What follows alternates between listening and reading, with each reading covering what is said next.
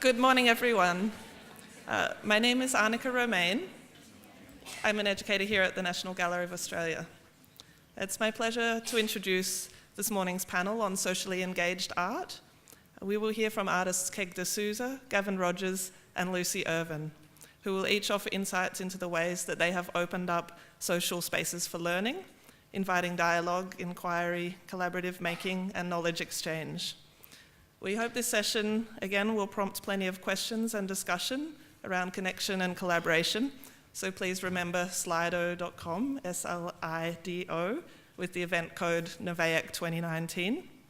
And just be sure to mention, in this case, whether your question is for an individual artist or for the panel as a whole. We'll also have handheld mics available for those who prefer. Now to our speakers. So first we'll hear from Keg De Souza, who is an Australian artist working between the disciplines of architecture, food, film, mapping, and dialogical projects to explore the politics of space, influenced by her formal training in architecture and experiences of radical spaces through squatting and organising. We look forward to hearing from you. Welcome, Keg.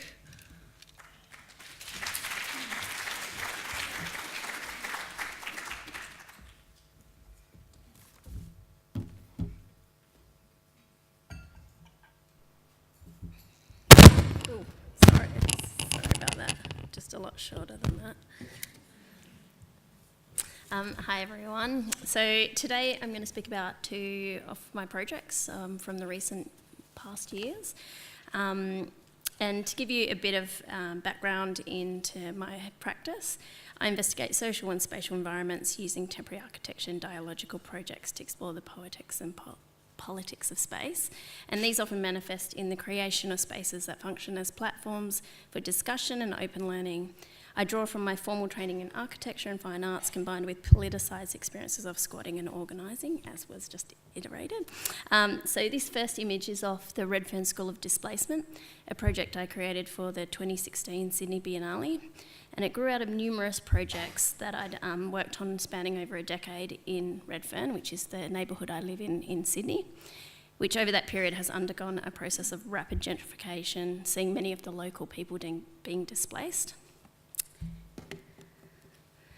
So being set up as a non-traditional learning environment, the project was situated outside of the main Biennale hosting institutions and near Fern Station, which is adjacent to the block. And which had recently had a tent embassy set up on it. So this is an image of the tent embassy. And this was to protest the plans for prioritising commercial and student housing over the Indigenous housing that the land had been designated for. At this time in Sydney, there was also a tent encampment outside Central Station, a residual effect from recent welfare cuts, and the news reports were filled with images of thousands of refugees being displaced from their homes, many of which living in tent settlements. So for this project, the tent became a metaphor for displacement. The installation was constructed from salvaged tents pulled apart and sewn together into a large unified temporary architecture. This created a platform for learning about place through exploring the politics of displacement and promoted learning as a useful tool to combat the forces of dispossession for the future.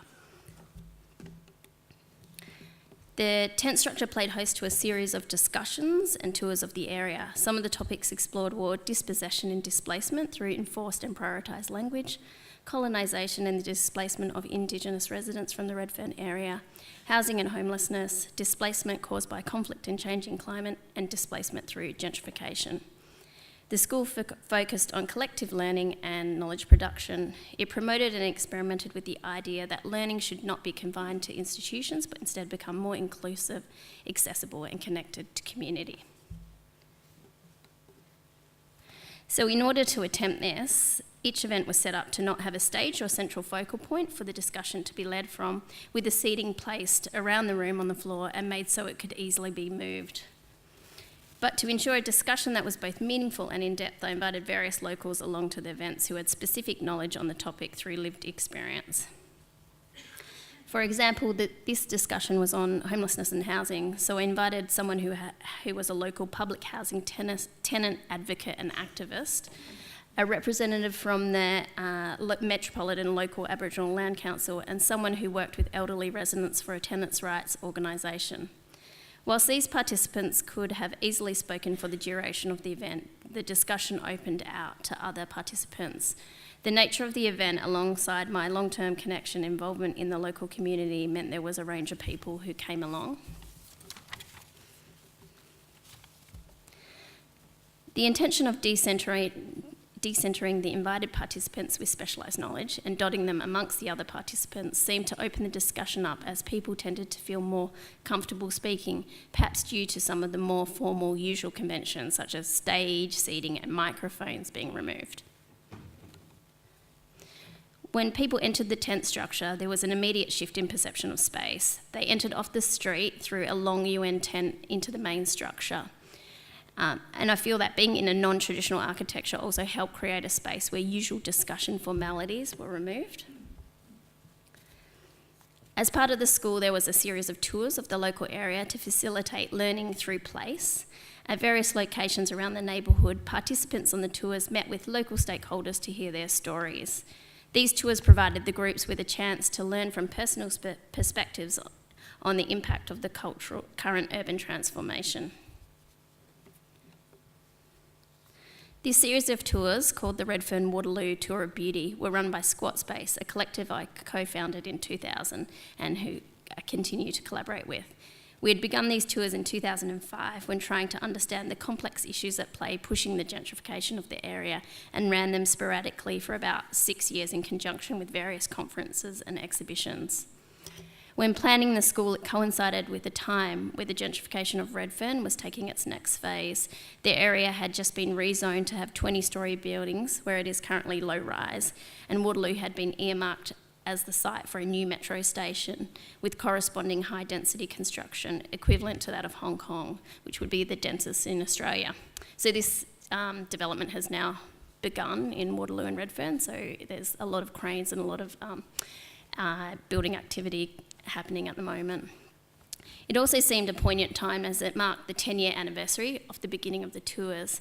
So many of the speakers from the original tours spoke on this new series, which drew attention to the evolution of the local struggles against gentrification, as well as the struggles that remain the same a decade later. These various events were designed to prioritise local knowledge as a means to show how these struggles of dispossession and displacement specific to a particular local area paralleled these global issues, resonating with a wide audience, which would be the Biennale people coming along. So the second project I wanted to speak about is my exhibition Common Knowledge and Learning Curves, which was commissioned by Artspace up in Sydney last year. So exploring ideas of radical pedagogy has been a reoccurring theme in my practice for some time. So for this exhibition, I decided to focus specifically on this and explore how space can transform the ways in which we teach and learn, drawing from a combination of architectural and educational theory. For this show, my material palette came from the familiar aesthetics of a classroom. Chalkboards, uniforms, award ribbons and Venetian blinds were deconstructed and employed as architectures to divide the gallery into temporary spaces of varying materiality and functionality. So there were quiet areas for individual reflection and areas for collective gathering. So you can see in this image, I've sewn these netball skirts together to create these sort of private reading rooms. And so all the uniforms that I drew from for this for the materials were all things that I wore, and the elements in the exhibition, I used overhead projectors and things like that, were sort of from my era of schooling. So it was kind of interesting because a lot of the younger kids had never seen an overhead projector before, or didn't have to wear those kind of things, or didn't know how to relate to them. But some things stayed the same, which was a lot of the kids were still wearing these netball skirts, which was kind of interesting. This exhibition design was inspired by Lily Reich and Mies van der Rohe's Silk and Velvet Cafe. So this experimental spatial environment was designed in 1927 for a trade show in Berlin and used a series of intersecting curtains that formed in situ spaces and a cafe for the wider trade show. So this curtain's made out of that sort of gingham checked fabric that's pretty synonymous with those school dresses, and the collars are sort of sewn into various patterns along it. For my show, I also divided the gallery using curtains instead of rigid partitions. I wanted to capture the tectonic nature of textiles and give the temporary architecture a sense of movement and adaptability. So in the show, the curtains are not just dividers, they become the works themselves. A series of questions relating to pedagogy were written on the wall, inviting visitors to contemplate these within the space. Many of the elements of the exhibition were able to be used or played with by the visitors to the gallery. So there was these kind of acrylic blocks that people could manipulate and change the projections onto the blinds. Another example was the use of scaled up versions of Frederick Froebel's educational building blocks, so Froebel being the inventor of kindergarten.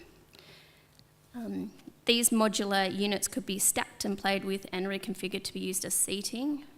These blocks also continued the use of Goethe's colour theory that flowed through the exhibition. This theory is based more on an emotional spectrum than a scientific one and was used by Rudolf Steiner in his design for schools. Another key feature of the show was an experimental library that wrapped around the gallery walls with a selection of books and readings on pedagogy that prioritised marginalised voices. This intention also extended to a series of public events I organised, which offered an opportunity for deeper thinking about pedagogy and the relationship between its place and the learning process.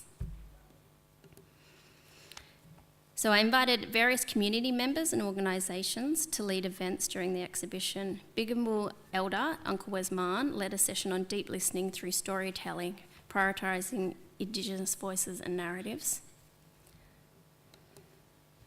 Rather than doing my own artist talk, I invited students from the local Plunkett Street Primary School to lead visitors on tours through the exhibition. So this flipped the usual hierarchy of adults teaching children, and they were able to sort of express their own interpretations of the show to visitors. I also invited Dr. Remy Lowe from the Faculty of Education and Social Work at Sydney Uni as someone who educates future educators to run a series of pedagogical experiments in various exhibition spaces. These events activated the show at certain times, but the spaces in the exhibition were also open for use by educators, collectors or students to use for conversation, classes or self-directed reading groups to explore the possibilities of space and knowledge exchange. Many of the spaces were adaptable. For example, the Venetian blind space, as you can see here, could be used in a variety of configurations, from open partially to block out or focus on particular coloured walls, which were associated with various emotions, or even close completely, creating a contained space. The intention of these layered and experimental tactics was that the exhibition became a space where ideas and actions could emerge through critical and collective interaction. Thanks.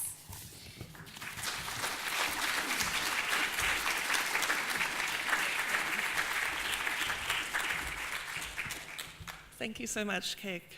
Our next speaker will be Gavin Rogers.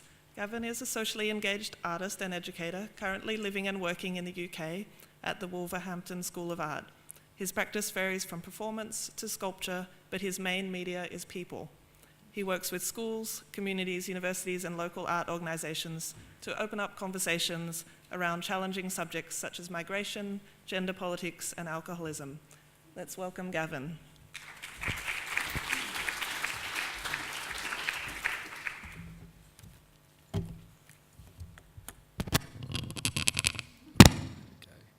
Hello everybody, it's really great to be here. I've had such a great time so far, and I thought, Keg, your presentation was great, and it's got me already thinking about some of the stuff we're going to be talking about later. So my name is Gavin, I'm from the Wolverhampton School of Art. I live and work in a place called Birmingham, which I'm sure some of you probably heard of. Now, interestingly, my presentation, while it's working with socially engaged art, it's actually a slightly different format to my usual engagements with social practice. So I'm just going to go through this one piece of work. It's quite a simple piece of work, I think. I hope you enjoy it. It's doing this again. Is it all right if I minimise it and open it from the... Sorry, it is. Sorry about this.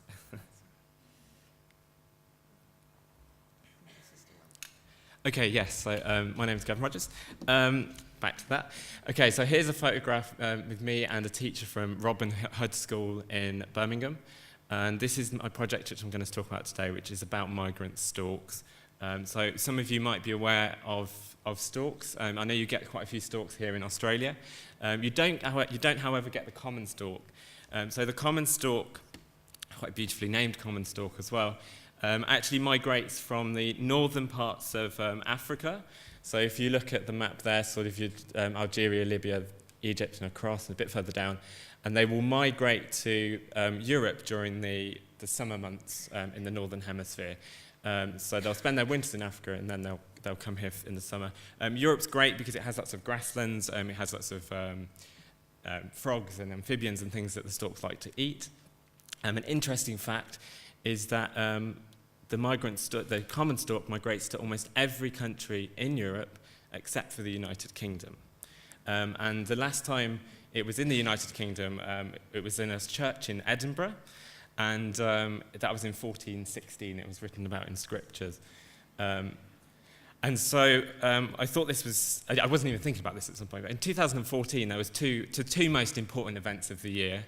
David Cameron had promised the in and out referendum on the EU, which was a political way of winning votes, in my opinion. At the same time, almost within months of that happening, the first pair of common storks nested in the Norfolk Broads in England for the first time in about 600 years. And I just found this really fascinating because having known a bit about storks and how they migrate, why they decided to come that year. The interesting thing is they didn't actually return after that year, because normally what happens after storks nest is that they nest for life and they'll return to the same nest. Okay, so one stork will come over, it's the female that will come first, and the male will join and they'll set up the nest, and then they'll keep returning to that nest, and they'll pair for life as well. So I found that quite interesting. Anyway, so we'll just go through a few countries which are really significant in the story of the stork. So in Bulgaria, the stork is a really it's a creature that's part of their culture and their everyday life. From the 1st of March, Bulgarians wear a Martinista bracelet, and these things you make your grandma will make you one. Your mum will send you one, you'll make one for your friends, and so every 1st of March you'll end up with about 20 of them on your arm, and you have to wear them until you see the first stalk of spring, and it's something that they continue to do, and this is also done in Slovenia, Romania, and a few other countries as well. My partner is also from Bulgaria, which is something we'll talk a little bit about later. And the stork coming was a sign of good health, good wealth, that everything is happening right in life. If you imagine, put yourself back 2,000-3,000 years, and you live in a little village in Bulgaria, the storks coming would have been quite an impressive thing to see. These giant birds, 2-meter wingspan, coming out of the sky to land on your village. That would have been quite a spectacular sight. And then storks are also associated with in the West with this bringing of babies. The reason for that is because if you had a baby that was born in the spring, it's more likely to survive, because if you have a baby in the winter, it's most likely to die, just because of the seasons. In Lithuania, it's a nationally celebrated bird. They have the Festival of the Stork on the 25th of March, and it often appears on many emblems and local, regional logos and things like that. Poland, this has a high stork population. They actually have a rule that if a nesting storks decide to nest on your house, you actually have a legal requirement to look after its nest. Okay, and that's something that the government subsidise. So it's probably not much, it's probably 100 or 200 euros, but that's enough for you to pay for the local storkman to come and sort out the nest.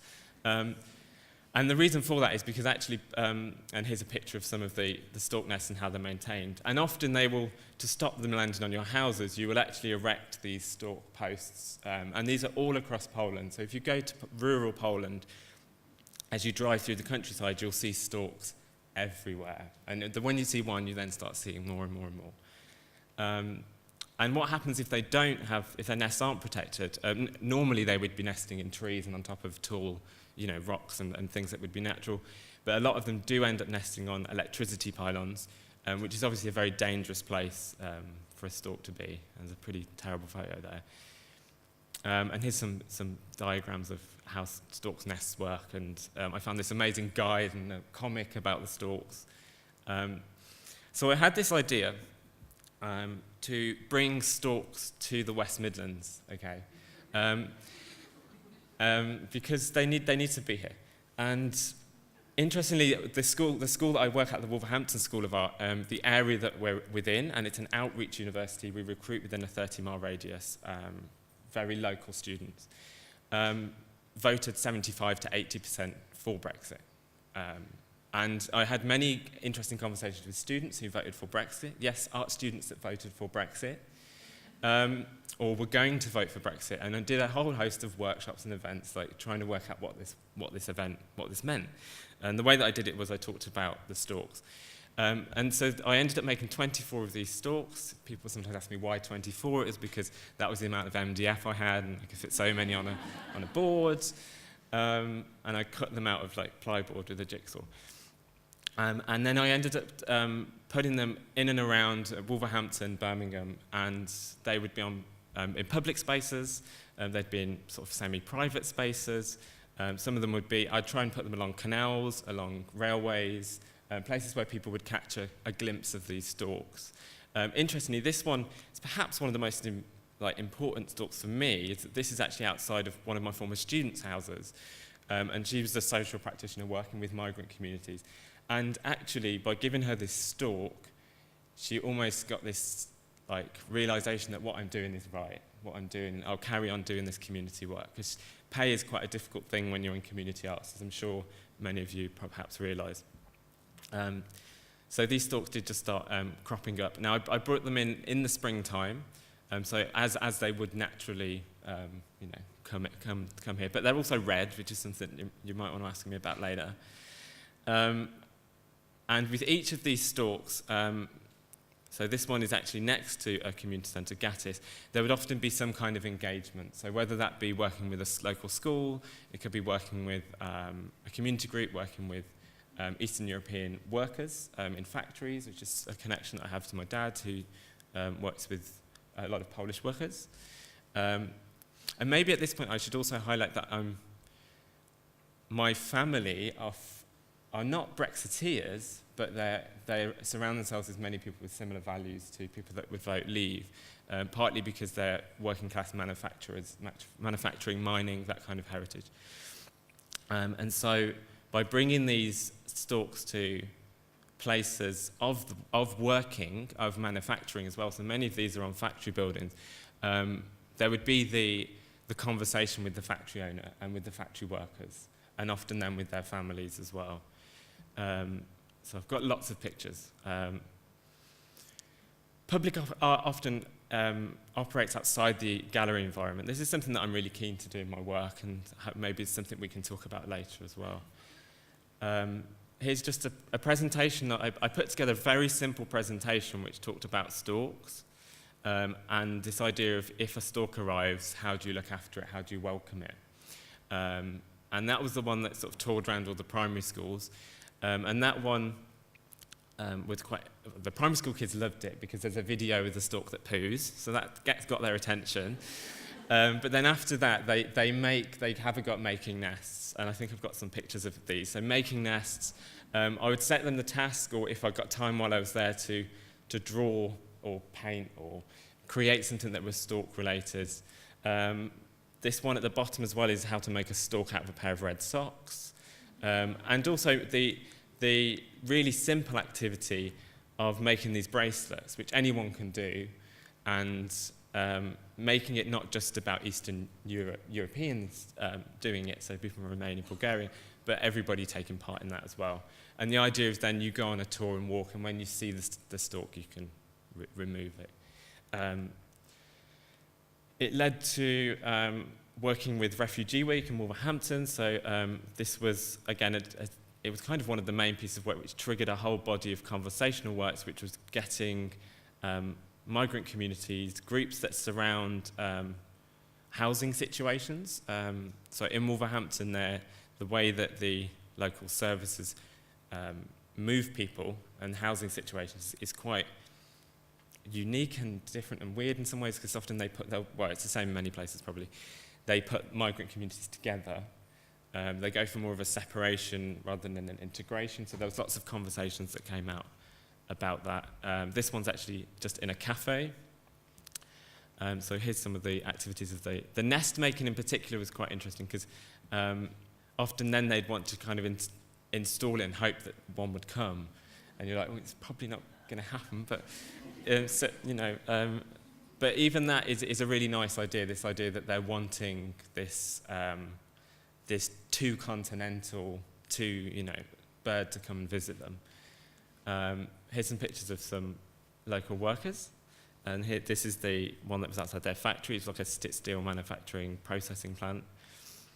There was also a website, so whenever you did see a stalk, somewhere near the stalk there was just a little QR code and a website, and you could try and find that out. And at this point, there was beginning to be this little strange sort of aesthetic, which was about this red and the mapping and the stalks and sort of linking maybe to this idea of communism and the Soviet, but not in an explicit way, because actually that's a very delicate subject for many people east of the Iron Curtain, or the former Iron Curtain, which still exists economically for many of these countries.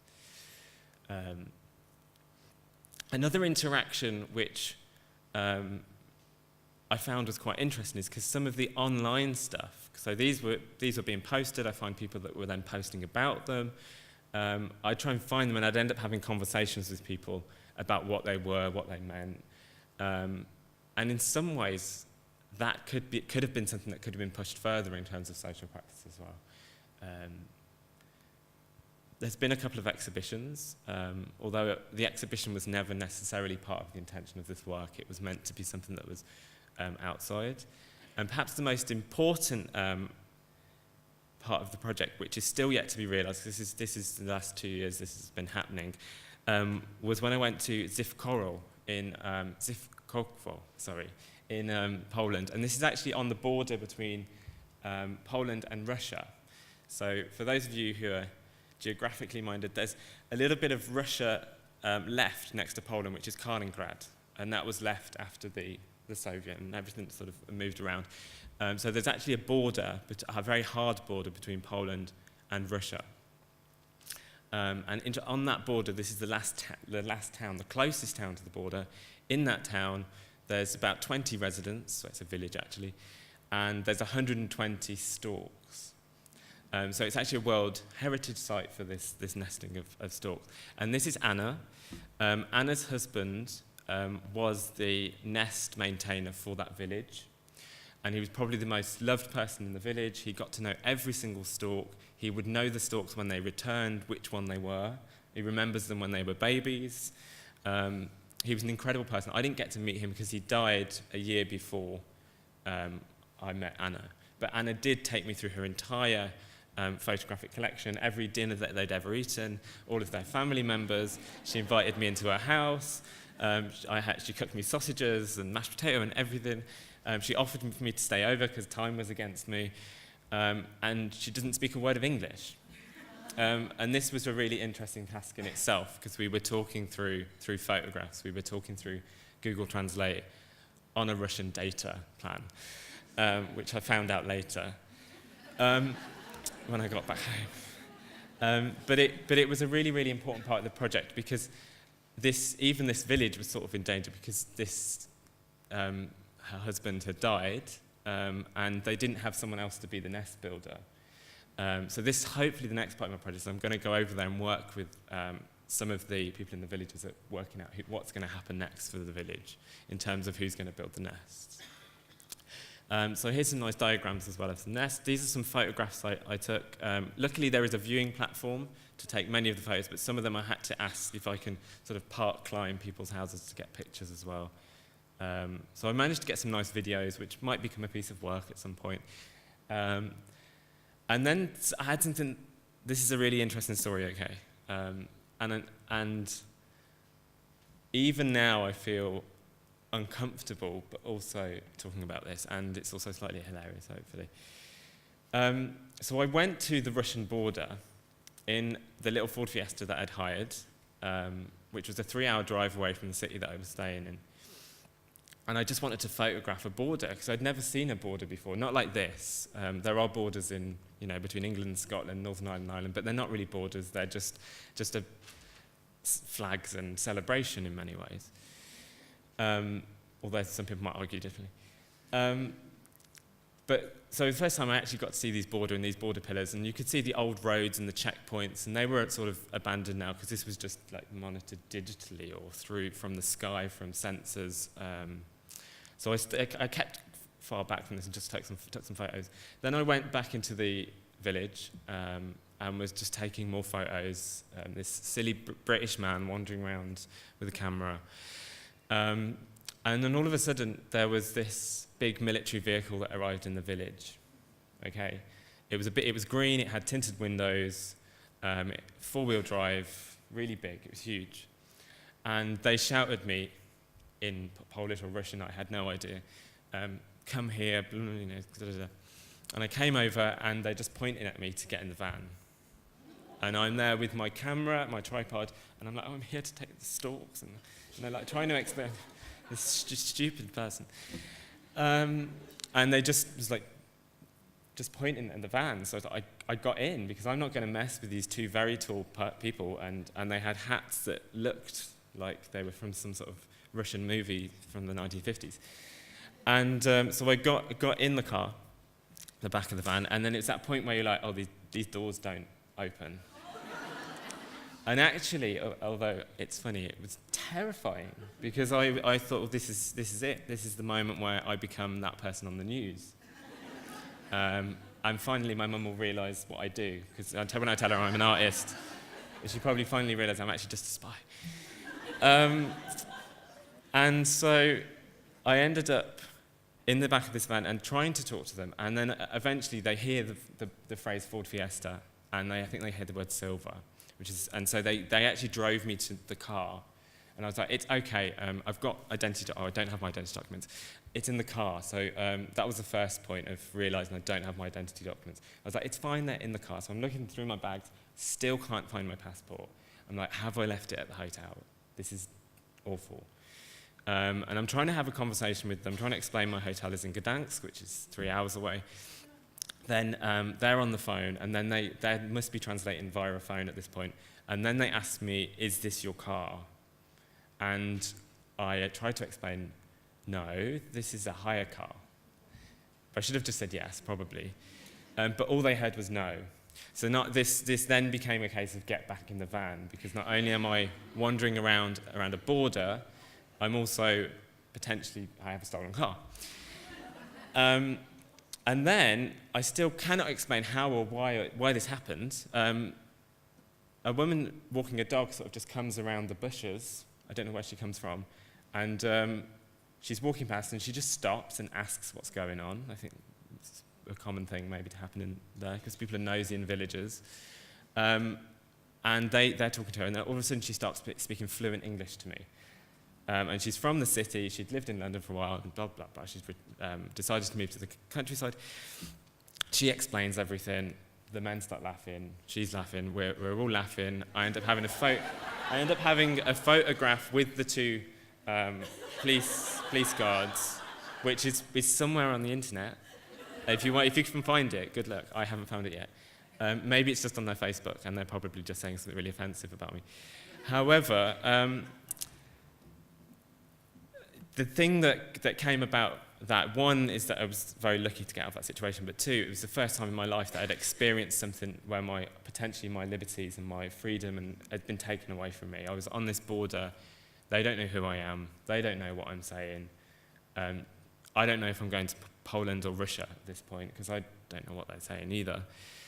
Yeah, it was kind of very, very moving in many ways, in hindsight. I mean, the story is quite funny now, but at the time I was absolutely terrified. And the beautiful thing I did get out of this is they did fill in a police report, but it's in Polish, which is something that maybe might be exhibited at some point, but I need to get it fully translated. That's my partner, Chris. He's Bulgarian as well. And on the 29th of March this year, potentially he might be asked to leave. And I've been with him for 5 years. Now, the thing is as well, because he's Bulgarian, it's not easy to be homosexual and Bulgarian. Full stop. You cannot live in Bulgaria and be liberated in your sexuality. And so this issue is actually a really big issue for us, and it's a really, really big issue for him. And yesterday, listening to John Armstrong's talk, and today I think we had a beautiful quote about making work for selves and everyone. You start to realise that actually a lot of this stuff is also about me. And even if it gets to the point where we can prove that he's been in the country for 5 years, which is also hard when you're both artists and you both live precariously and you're bed sitting and you're sharing houses, all sorts of stuff, it's not going to be an easy ride. But who knows what might happen? Our government is falling apart right now as we speak. And so yeah, that's kind of what this work is probably about as well. And the approach that I take to this recent series of work, it's a bit different to Keg, perhaps, in that the talking isn't at the beginning and the premise of creating the work. It's actually around the work. And there's various points where I have conversations with people. So this piece of work was about alcoholism, this big issue that's not being talked about. And I realise, again, this is relating to my family experiences. This is an eel on wheels. And that's about public space and it being designed predominantly by men in the pursuit of male activities, historically. And that's a body of research that I've been looking into in terms of geography and stuff like that. And eels also don't have a gender until they eat the right amount of food and then they become male or female, which I find quite interesting. So there's sort of, and again, this is the thing of, this is me with a megaphone and quite active public engagement, I guess. And the one on the right-hand side, I do get myself into trouble an awful lot.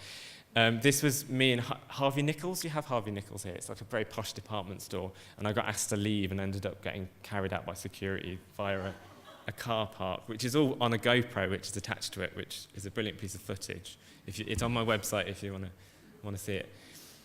And work about diets, about colonialism, tea. This is one where the public can take part in dipping this tea bag in the Taifu Basin. Because the Taifu Basin in Birmingham is where tea from Ceylon, which is Sri Lanka and the surrounding areas, used to come up through the country up to the canal networks to Birmingham, and then it would be processed at the exact point this tea bag was dipped. And stuff about the pound shop. So if you want to find out more of this, though, please ask me during the break. There's all my contact details as well. Okay, thank you.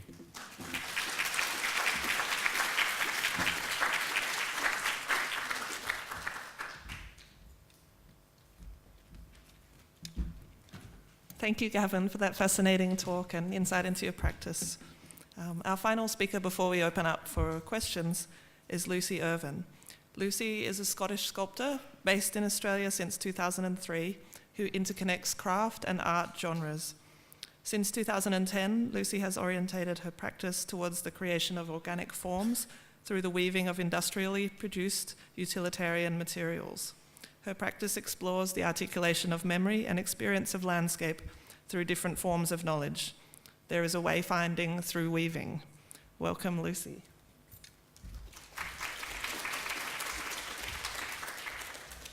That's right.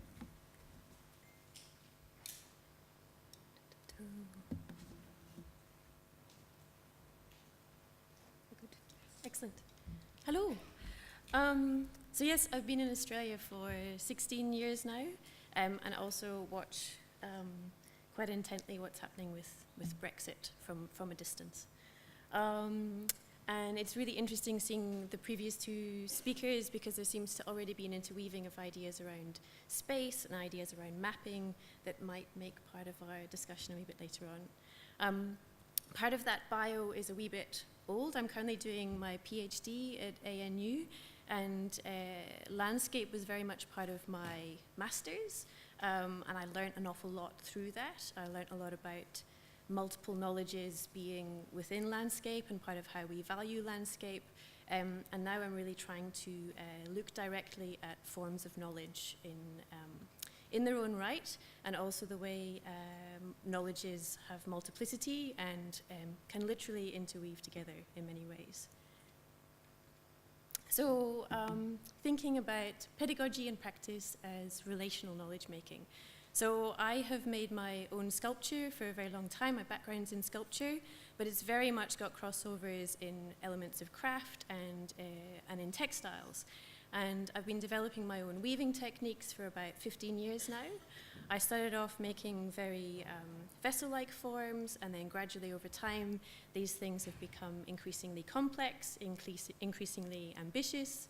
And where I'm at is that I use weaving as a system, as a responsive and adaptive system, and then I use that to explore a specific site, explore a specific space, and an awful lot of my learning happens in the process of making.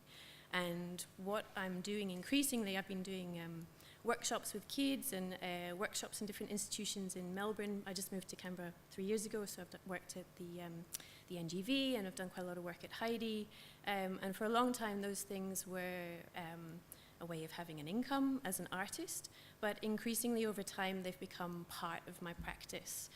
Increasingly, I'm learning in my own making and then finding a real drive to want to test these things in a pedagogical setting, and then that changes the ideas, that develops the ideas, that the ideas emerge from that. And so it's a relation between my own practice and a relation with pedagogy, but increasingly a relation between people, between forms of knowledge. And I think what we're hearing a lot about is the complexity of contemporary times and the dynamism of contemporary times, and we are struggling to visualize that, and we're struggling to be able to we're still very stuck with certain dualisms that come from our knowledge base and Western knowledge, in which we think in opposites, and we're kind of very, very intent on still seeing things as a whole picture, and we can't see a whole picture anymore. So we have to find pathways through and ways of adapting instead. And so part of my practice is asking questions about how we make assumptions in knowledge, and a lot of that is through making, is through playing with materials and doing things in space and time. So increasingly, I've thought of my work as a form of problem solving. So on the left-hand side here, we've got an image of a very large-scale temporary installation I had as part of the Design Canberra Festival in 2017. So the problem solving there was, how do I make a piece of artwork for a window that is 15 meters by 15 meters in a secure part of an airport that will be up for a month? And, sort of, I began to ask myself a series of questions about that. Very much what I do is not have an idea and then need to compromise that idea through practicalities. But what I like to do is to try and take as much into consideration from the outset and use those things as the parameters for the work. So instead of having an idea and then going, oh no, that material is going to be too heavy, or that's not going to be able to fit in the lift that I have to take through security, or I actually try and get as much of the problem solving done first up and put those things into the mix for the making of the work. And then less compromise happens, and the real world and the real site and the responsiveness comes into play. Equally, I really like the problem solving in teaching. So this is a workshop that I did with graphic design students and architecture students at Holmesglen TAFE in Melbourne. You'll see more work that I've done at Holmesglen in a wee while. And so I've got a group of students in a lecture theatre, not dissimilar to this, and I have to try and get some relatively complex ideas about space and ideas of how to work and how to think across in about 40 minutes. How do we do this? Well, I start with some initial pathways of ideas, but the main thing is the learning and the doing, and the realization of the ideas for students individually and collectively in the doing. And in the workshop that I run tomorrow, we'll be doing some of these exercises. So I almost don't want to tell too much of the story, because it would be nice for people to have their own realizations through that process. Oops, this one. So the kind of umbrella for my PhD, which is a practice-led PhD in sculpture, is emergent knowledge practices, which is really kind of a wanky way of saying that I make it up as I go along. But obviously, having the space to be able to make it up as you go along, it's very much part of what I was saying before about the parameters and the problem solving first up. So you then have that space to be intuitive and responsive, and see what happens, and often fly by the seat of your pants and not know what's going to happen, and be open to failure. And a very big part of it is being open to the unknown as well.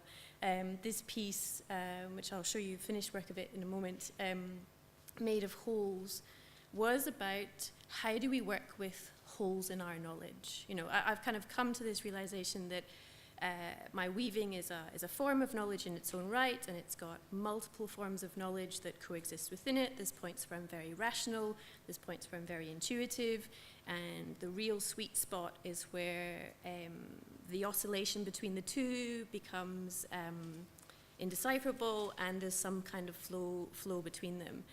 But there's definitely points of needing to stand right back and be critical and ask hard questions and be ruthless. And then there's other opportunities in which hours and hours can go by and the thing happens. And so I find that in my own making, and I'm really interested to see what people do when I sort of introduce these as forms of thinking, and how they can then apply them to their own learning, really. So this idea of this emergent knowledge practice, I have those parameters. I have a very scant initial design. You can kind of see to an extent on that image on the far right that there's a underlying welded framework in this piece of work, but it's not predetermined. It's not pre-designed. And the final form is incredibly complex. And increasingly I'm talking to architects and designers, and they're quite interested in this work, because people who are interested in design that's based in using algorithms and things like parametric architecture, which is to do with putting an algorithm in and you know, a form being developed that way. Some of these forms that I'm doing are just outside of what can be designed in advance and predetermined because of the level of complexity that's involved. And I kind of, I enjoy that a lot, because all I'm doing is taking it one stitch at a time and incrementally shaping something and incrementally responding to what already exists. You know, gradually, I was saying I looked at landscape previously, gradually this becomes a landscape in its own right that I then respond to. And there's points at which that ruthlessness needs to come in. Some of that underlying framework is no longer necessary. The weaving is dictating a particular way of going about it, and I can kind of go back in and hack out some of that structure if it's not utterly integral. And so that process, it's bringing me into a really exciting dialogue with designers and architects, and hence the increasing scale of the work in many ways too. So this work was exhibited first as part of the Dark Mofo Festival down in Hobart. It was initially made for a specific space, and was a site-specific work, which is an interesting idea for something that hangs as an object in its own right. You know, it sits very much, or hangs very much, like a kind of classical sculptural form in many ways. But what's happening there is that I really want to encourage movement. I'm wanting to encourage movement around the work, up close to the work, and create a very layered experience. And then the work itself, when it goes into more of an education setting, I can kind of use this work as a starting point and as a teaching tool, which I'll show now. So ideas around accessible complexity. I very much believe that you don't need to dumb down an idea, that you just need to craft the language and craft the context. And particularly once you get people using their hands and you give them little pathways into ways of coming to their own ideas, you can start talking about very complex ideas about space, about systems. One of the really lovely things that was happening with, I should say what this is here actually, I haven't done that yet. So on the left here is a close-up of Made of Holes. And the last place it was exhibited was at the Belconnen Arts Centre here in Canberra. And they asked if I could develop a community project that sat next to Made of Holes. And so for one of the first times, I normally use different materials when doing workshops, but I thought, you know, a lot of the things around materials, I wanted to see what would happen if I actually gave people access to the same materials that I use and allowed them that level of access into the work. I kind of feel confident enough to do that now rather than kind of hide what I do myself. So what I did was worked with 3 different school groups. We had to sort of put the project together quite quickly. So in many ways, it's kind of a pilot and a taster rather than a fully fledged thing. I worked with 3 different school groups, primary, year 5, 6s, and then a couple of secondary school groups. And then I also was there at the gallery for 3 Saturdays in a row, and any member of the public could come in and join me. So I kind of made these underlying tube-like structures, and then very simply introduced a little system of weaving, and sort of gave people the problem-solving task if we want to kind of create a woven skin for these forms, and then we're going to put them all together. We're not quite sure how we're going to put them all together, but we'll work it out. And really nice things happened. So I sort of said, here's a system, here's a little way of doing it, here's what you could do with the cable ties, the stitches, and the piping, and we began to talk about, you know, what these utilitarian materials mean in the Australian landscape and as part of the way our lives are function. You know, these things allow us to do a lot in the world, but they got to play with them. They got to be something new. And I think the combination of the familiarity but being able to access these materials was a really nice combination. I'm doing that again. There we go. And so here you can see a couple of students working together, and then during the weekends a couple of members of the public coming in. And so after introducing this little system, I then really encouraged people to come up with their own ways of working. And so what ended up happening with this final kind of tumbling thing is that it had a very lovely graphic quality in that it's almost like a series of different forms of handwriting on it. You know, people came up with their own little systems of weaving. So like I said, this project came together very quickly. We could definitely have done with 3 times the amount of time and 3 times the amount of resources, but it was a really nice way of beginning to create that level of access to an artwork. And then that idea that this artwork would literally tumble and launch itself from the gallery and down to the water begins to open up different ideas about placemaking and about how, you know, what that ownership of the place could be. You know, kids develop their ownership of their own systems and their own ways of working, and how nice to then be able to take that outside as well. Another really interesting that happened with the school groups was that I had 3 or 4 kids working on one section at a go, and this fascinating thing happened in an hour. That it became very clear that individual groups started to come up with collective systems. They hadn't necessarily talked to each other, and there would be a certain amount at which obviously they were kind of copying what each other was doing and checking what each other was doing. But at the end of the session, there was maybe about 4 or 5 groups where you could clearly see that they'd actually come up with their own collective system during that period of time, which I think opens up some really exciting possibilities for problem solving and ways of working, and particularly working with the 5/6s, there was these really lovely things happening. We're like, oh, I didn't think I was going to enjoy this, but it's fun, you know, which is always a really nice thing to hear, because you kind of, oh, we're going to meet an artist and we're going to do weaving, you know, like, sort of, you're already pushing it uphill from the beginning, and so it's really nice to be able to catch them afresh. And I think also the other nice thing is to say, we don't know what it's going to look like. We don't know. And, you know, here's an idea, but then, like, make it up for yourself. And I think that they really enjoyed the openness of that. And so I think it's quite nice to, you know, like the setting of parameters in my own practice, it's quite nice to sort of set certain parameters. Here's some initial ideas. Here's a process. You can develop the process. Here's some materials. Here's a problem we need to solve. Go for it. Like, work it out. You know, sometimes that requires time, but sometimes those things can be taken down to smaller sections, like that idea of working with a group of students for 40 minutes in a lecture theatre. It's a spatial problem solving in many ways.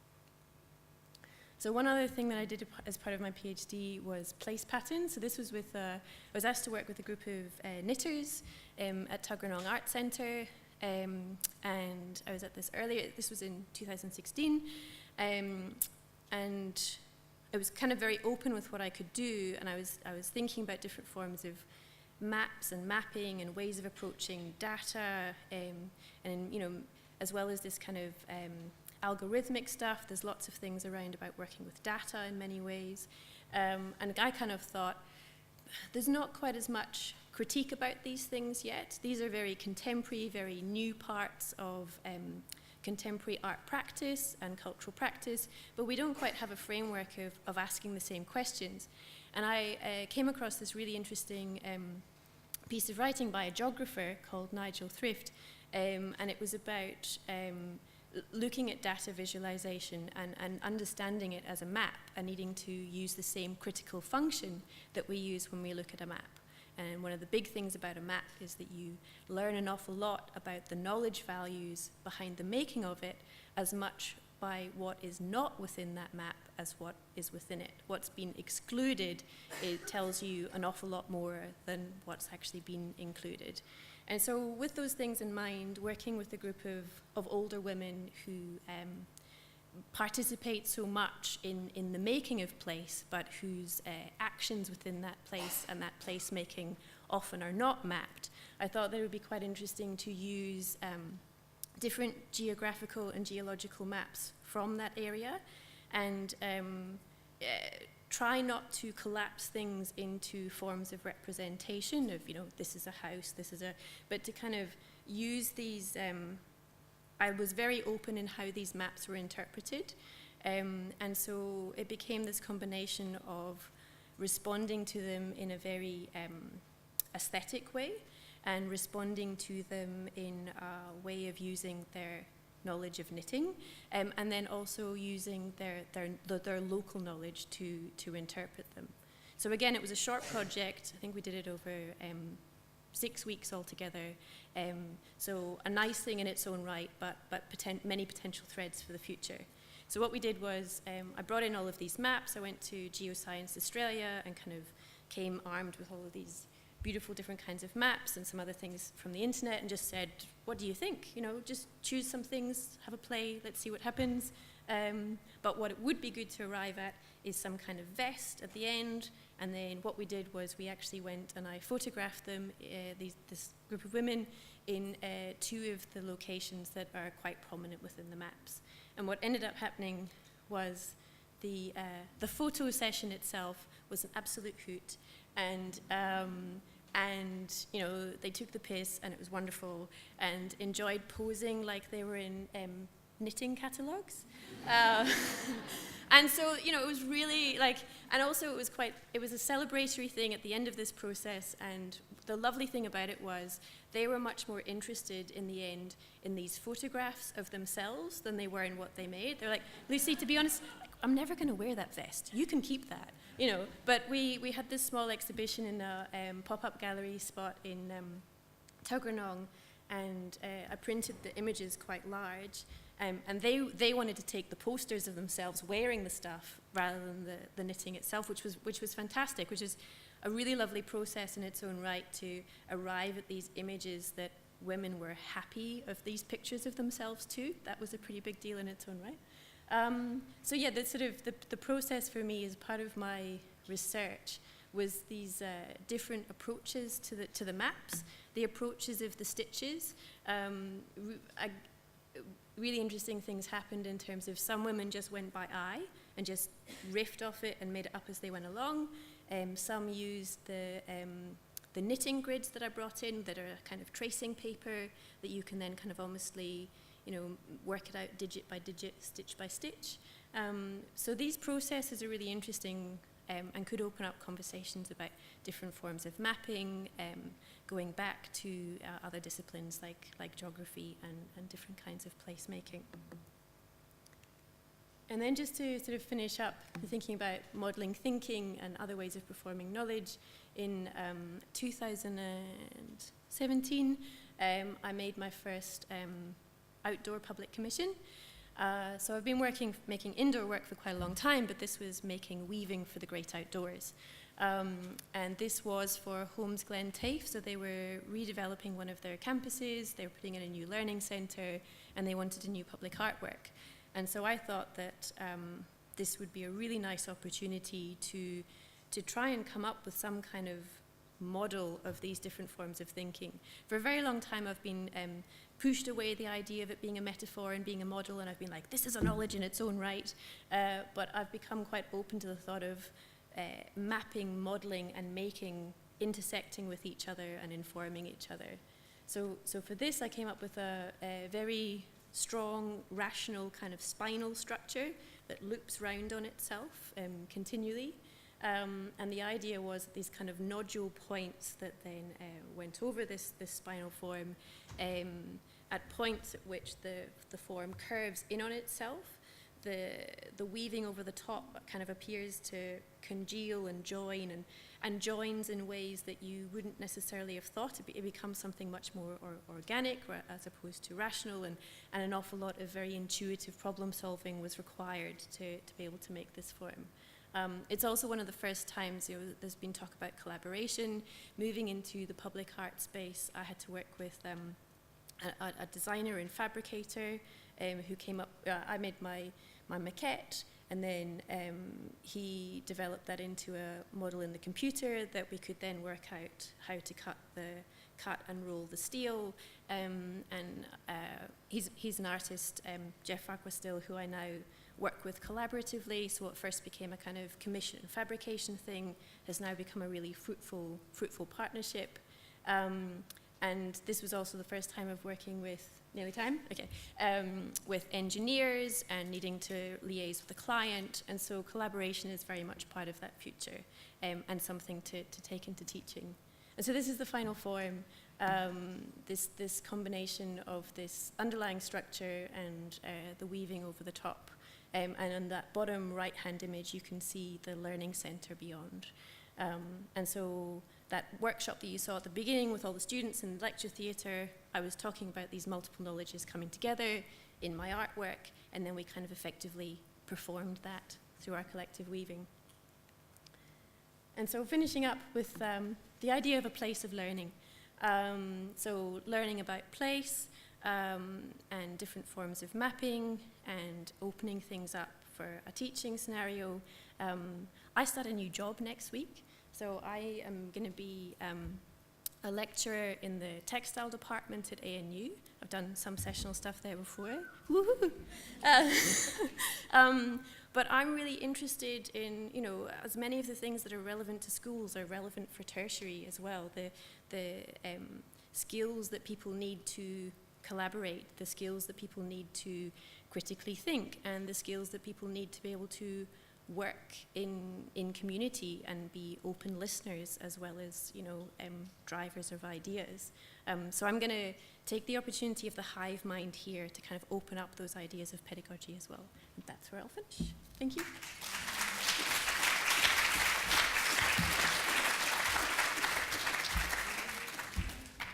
Thanks, Lucy, for bringing those ideas of intuition and rational thinking together in that presentation. I'll invite all the speakers back up. You're going to bring some chairs into the middle and get your questions sent in to make the most of this next 20 minutes before lunchtime.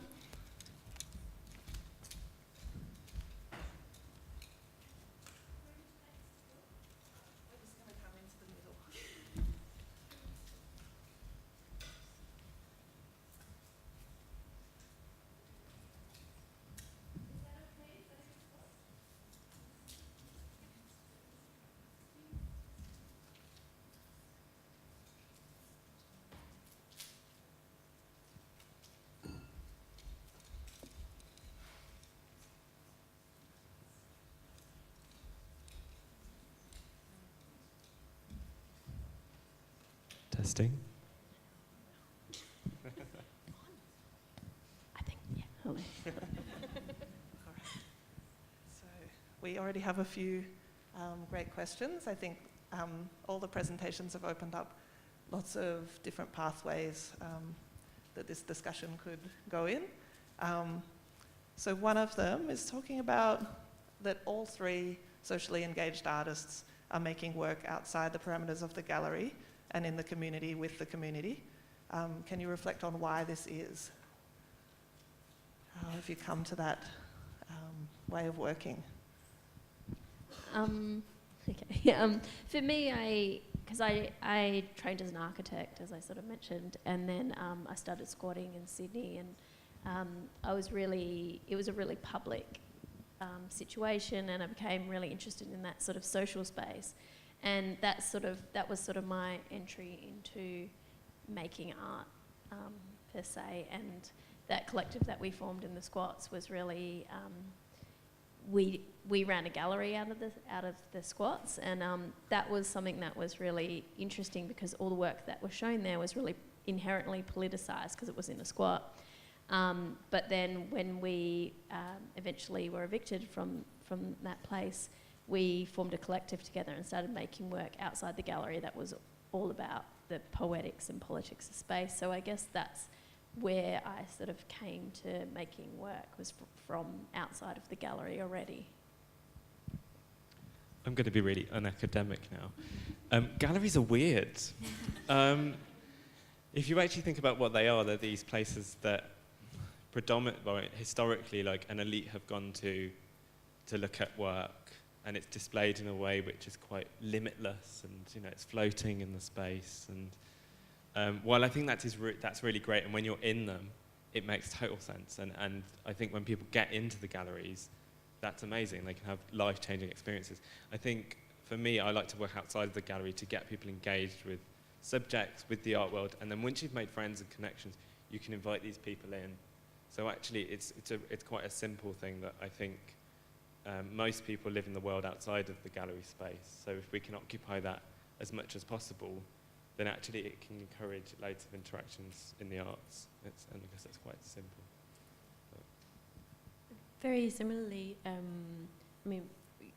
I also very much believe in that point of access. I sort of really enjoying working in public space in a range of ways, from large-scale temporary stuff, and then last year made a large permanent work for a park in Sydney.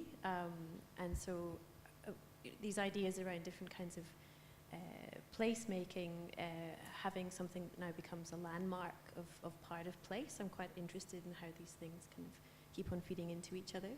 But in terms of working with community, I really enjoy, initially it was a way of making money while making artwork, but I really enjoy, not an easy way of making money out of providing for artwork, but I really enjoy continuing to craft and test the language. While doing that wayforming project and having made of holes in at Belconnen, art centre. It was kind of connected to the Design Canberra Festival last year, and there were architects and researchers visiting from Kengo Kuma, who's one of those huge architects, global architects. Some of the folk, as well as him himself, but some of the people from his Kuma lab came across as part of Design Canberra and came and visited me at the gallery, and we spoke in detail about what was happening complexity with that form, and we went into those levels of detail. And then the next day I was working with cable ties with a 3-year-old, and I really, really, really love that range. I love being stretched and tested, and needing to craft that means that you continually need to be reflexive about what kind of language you're using and what your methods are. And so I think that allows you to learn as much from working with community and working with children and working with different kinds of contexts as the other way around. I think relating to that as well, this idea of space and changing what people think about space, it ties back to the previous presentation about disrupting and changing the way people act or the way people behave. And actually, when you're outside the gallery space, you have a chance, I think, more of a chance to disrupt and provoke and retest, like Richard Serra's sculpture that blocks the public square, or basically any chance to disrupt the spectacle of the mainstream, which isn't necessarily a bad thing, or it could be to celebrate it as well, is a chance to change things, to change the way people think. I think it's also important though to, there's been a lot of different forms of artwork that have happened outside the gallery now for a very long period of time, and so it's worth remembering that there are now conventions and cliches within that too, that we can't just assume that because it's outside the gallery it makes it new and it makes it exciting. There can be kind of quite lazy and automatic ways of going about that as well. I think there's also a lot of spectacle in society. So there's we're so accustomed to seeing things that are unusual or meant to be unusual and meant to be confronting and outside what we see in the everyday and it's so synonymous with advertising as well. So there's this kind of like power that the gallery does have in some ways, but if you can sort of subvert that, and there's that thing of access, so if you can get people into the gallery, that's one whole other conversation. But once they're in, I'm really interested in shifting people's perception of space and changing that when you're in the gallery, and then how you think about where you are and what that context is, or how you can get people from the local community involved in artworks, and if that's possible to bring them into the gallery, or if it's not, if it sort of levels the playing field a bit more to create platforms outside of the gallery. Thanks. I think that's opened up some really interesting ideas about that complex relationship between the community, the gallery, between perceptions of public art. I think we could keep going for a long time, but I might ask a couple of other questions from the audience. So a couple of the artists in your presentations have referenced play in the development of your work and collaborations. How does this term impact the way your work is perceived? Would any of you like to comment on that?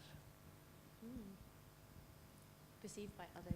Perhaps perceived by others. I guess any connotations to do with the word play, and is that a serious form of learning, or?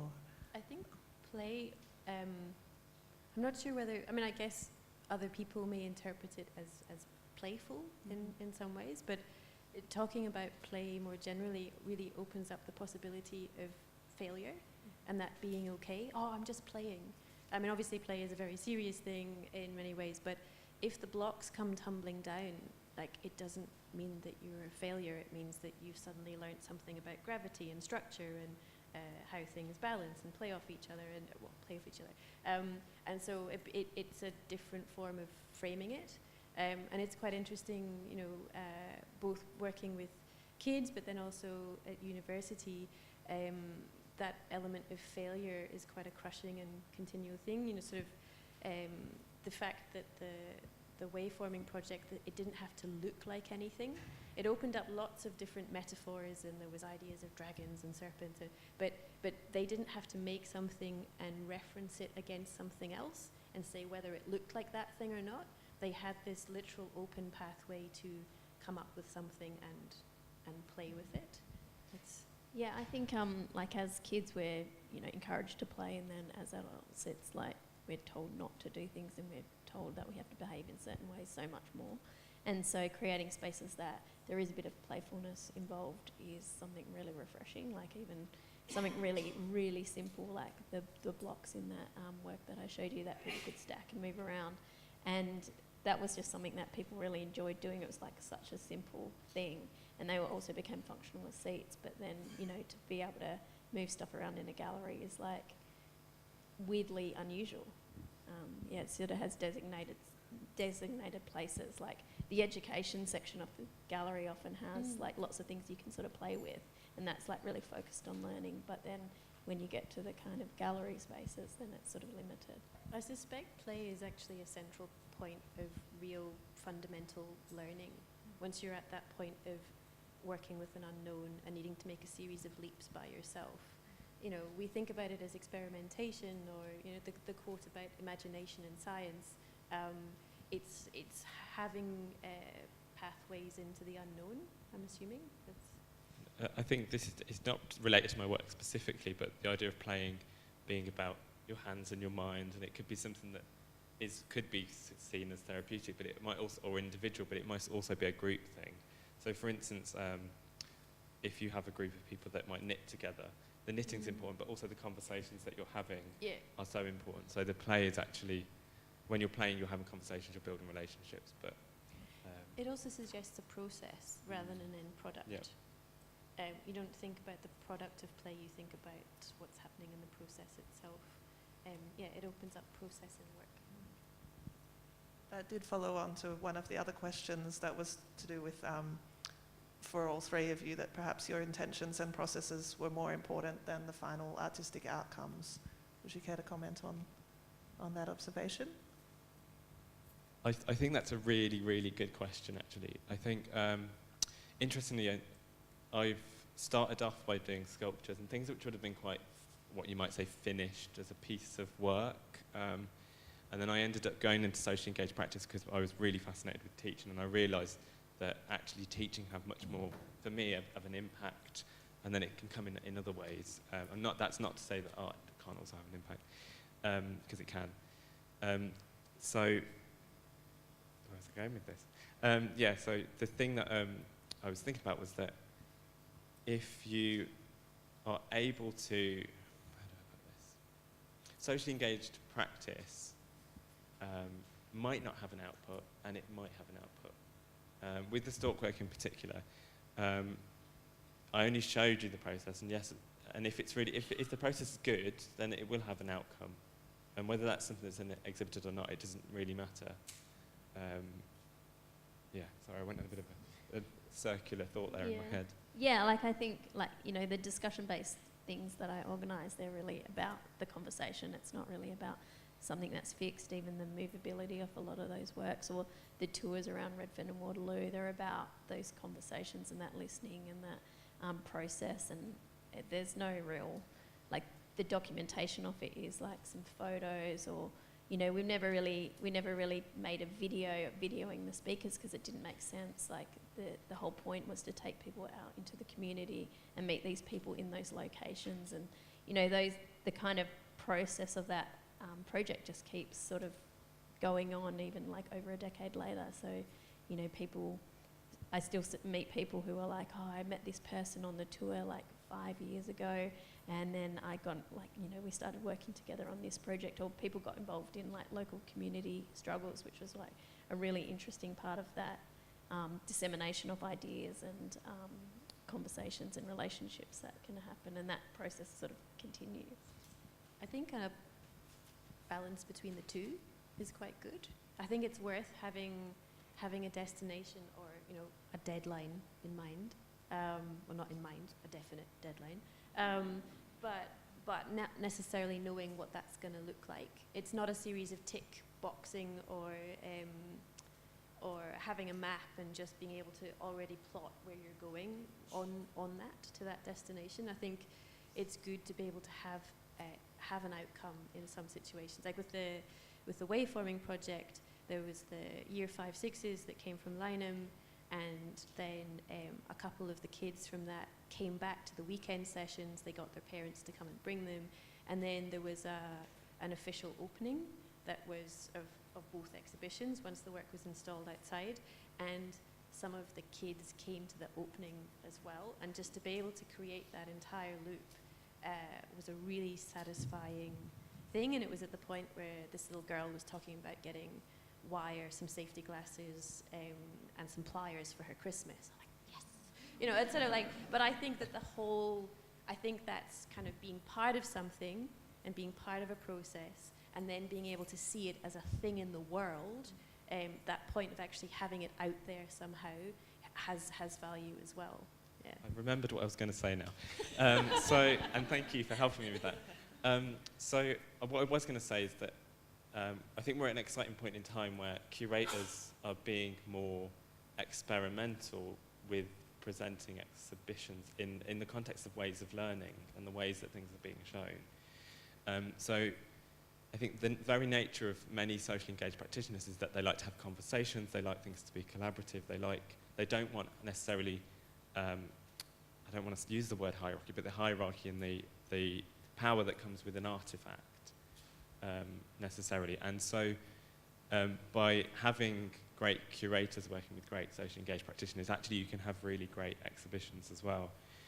So I think it's just that the conversations and the way that things are being curated are changing to accommodate for social practitioners, but are the social practitioners also accommodating for the curators? And that is really a really interesting conversation, which I think your work it was doing with the learning exhibition with the schools. And so yeah, I think it's one of those situations where we have to work together to make these. I think that requires a level of trust. Yeah. So there needs to be a trust that there will be some kind of outcome, that they can have something for the advertising, so people know where to come to do the thing and but for example, like with the public artwork that I'm doing, there's this really interesting point at which you need to be able to tell a certain amount of the story, because an engineer needs to be able to say, yes, that will stand, and they need to be able to say, yes, we can now give you some more money. And so it's it's probably, that's a very structural example, but similarly in terms of a deadline or a time at which something happens, you need to gain trust with each other, but not know the whole story, and that there will be other outcomes that occur that are unexpected but ever more fruitful because of that. So a framework, but an adaptable framework, is potentially that combination of process and community. And also thinking about education in general, when you're teaching pupils, school kids, there will be some students that always make a great final piece and always, and they'll be celebrated and they'll get the A and all this kind of stuff, the top grade. There'll be those that might not disengage, and very often the ones in the middle are the ones that get a bit lost. And I think that's something that we're all aware of, the forgotten middle, but actually they have a voice too, and how can we accommodate for that? And maybe some social practice-based stuff, different activities, are ways of them getting the confidence to get a whole new skill set, which is just as valid as those that can do the more competitive side to it. Great. I think that's a very rich sort of dive into the relationship between kind of process and creating moments for discovery, as well as how things can grow out of a final outcome, as you said, Lucy. We've got one particularly popular question for Keg about, I'd love to hear more about the student tour guides. How was it facilitated, from Steve Marks?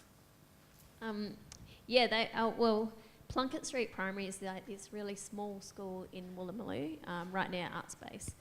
It's quite an exceptional little school, and the teacher was really amazing. So the way that we kind of planned for those tours was, firstly, I went to the school a couple of times because my studio is just at Art Space, so I went up there a few times and showed them images of my work and talked about some of those projects, and then spent some time with them where they sort of talked through art, because the teachers really engaged with teaching them about art. They had their own exhibition just recently, which I went to, which was fantastic. And then through that, building that relationship, they came down to my show when it opened, and we just walked through the show together, and I just asked them what they thought about each work. And what I did was, like, I just wrote down like notes, like a little kind of mind map of certain notes of each work. And then I gave those notes back to the teacher, who ended up just shrinking those down. And that was just all things that they had told me about the work. So when they led the tours, they sort of had these sort of cheat sheets, which they didn't even actually use. They just used their own interpretations. So, for example, there's like one of the works that's whiteboards on the side with like thinly ruled paper, like, it looks like ruled paper on it. And you can walk through the whiteboards, so they spin into a different space. And so I overheard in one of the tours, one of the kids saying to a visitor, so this work is like, you're drawing and you're not doing your work, and then the teacher comes along and you spin it around and there's the work you're meant to be doing. And so there was these, like, it was all like really from their interpretation of what this work made them feel and what they did. And the other work with the gold ribbons, and it's got the purple, and they were like, this is the fortune teller's room. And then, like, you know, they had their whole interpretation of what that was. So it was like, you know, a lot laid on those amazing kids, and they sort of had their own views and, you know, completely valid viewpoints of what the work and what the show was about, even though I'd explained it to them. So some of that sort of filtered in too, which was kind of an interesting mix of like words that I'd said interpreted into their own words. Wonderful, yeah. So again, with the flipping of the hierarchy and really sort of honouring the students' interpretation and imagination. I think that anecdote is a lovely way to end this session. I hope you've all enjoyed it, and please hunt Lucy and Gavin Kegs down.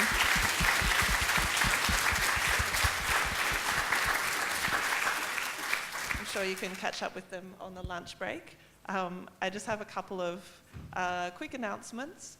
One of them is that you can sign up for the Wolfenson cases at the help desk, the NGA Education Help Desk in Gandel Hall. And also that Create Space, which is our drop-in art making activity, is happening just nearby the fish trap on level 1. So the large hanging sculpture of a fish trap that's in the foyer outside Gandel Hall, you'll find on that sort of bridge section upstairs if you would like to participate in an art making activity during lunchtime. All right. Thanks everyone, and enjoy your lunch.